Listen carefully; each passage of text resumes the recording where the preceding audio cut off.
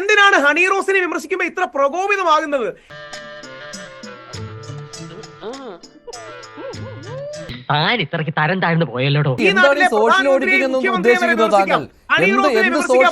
അവനാണ് ആൺകുട്ടി. രാഹുൽ ഈശ്വർ 20 വർഷമായി ചർച്ചയ്ക്കിരിക്കുന്നതും 10,000 വേദികളിൽ പോയിട്ടുള്ളതും നിർത്താതെ 4-5 മണിക്കൂർ സംസാരിക്കാൻ കഴിയുന്ന ഒരു വ്യക്തിയാണ്.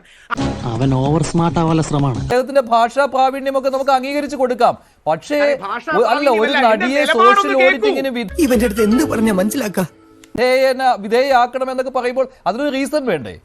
അതിന്റെ റീസൺ എന്താ? ഹണി റോസിന്റെ വസ്ത്രധാരണം സമൂഹത്തിൽ വ്യാപകമായ ക്രിറ്റിസിസം ഉണ്ടാക്കുന്നു. അത് വെറുതെ തോന്നലൊന്നും അല്ല, ശരി തന്നെയാ. ന്യൂസ് 18 മലയാളത്തിന്റെ താഴെ വരുന്ന കമന്റുകൾ എടുത്തു നോക്കിയാൽ മതി. കൂടുതൽ സ്മാർട്ട് ആവാനൊന്നും നോക്കണ്ട. ഹണി റോസിനോട് ബഹുമാനപരസരമായ വിമർശനം വെക്കാൻ ഈ നാട്ടിൽ ഒരു സ്പേസ് ഉണ്ടാകണം. ഹണി റോസ് മദർ തെരേസ അല്ലല്ലോ. ബോച്ചയുടെ സംസാരത്തിന് മിതത്വമില്ലെന്നും ശരിയല്ലെന്നും പറയുന്നത് പോലെ ഹണി റോസിന്റെ വസ്ത്രധാരണം പലപ്പോഴും വൾഗറാണെന്നുള്ള വിമർശനത്തെ എന്തിനാണ് നമ്മൾ പേടിയോടെ കാണുന്നത്? എന്തിനാണ് അങ്ങനെ അസഹിഷ്ണുതയോടെ കാണുന്നത്? ഇത് നീ ചോദിച്ചു വാങ്ങിച്ചതാണ്. കേരളത്തിൽ ആർക്കെങ്കിലും അത് ഒരിക്കലെങ്കിലും തോന്നാതിരുന്നിട്ടുണ്ടോ? പലപ്പോഴും ഹണി റോസിന്റെ വസ്ത്രധാരണം കുറച്ച് ഓവറാണെന്ന് തോന്നാത്ത ഒരു മലയാളെങ്കിലും ഉണ്ടോ?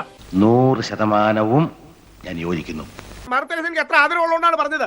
ഹണി റോസിനെയും രാഹുൽ ഈശ്വറിനെയും ബോച്ചയെയും സോഷ്യൽ ഓഡിറ്റിന് വിധേയമാക്കണം. ബോച്ചയുടെ വാക്കുകൾ 100% തെറ്റാണ്, 100% തെറ്റാണ്. എന്നാൽ ബോച്ചയെ ആ 1 മിനിറ്റിന്റെ തമാശയ്ക്ക് വേണ്ടി 3 വർഷം പിടിച്ചിടരുത്. അത് അന്യായമാണ്. എന്താ ശരിയല്ല മാവ? ശരിയല്ലെന്ന് ശരിയല്ലെങ്കിൽ ശരിയെന്ന് പറയണോ? ശരിയാ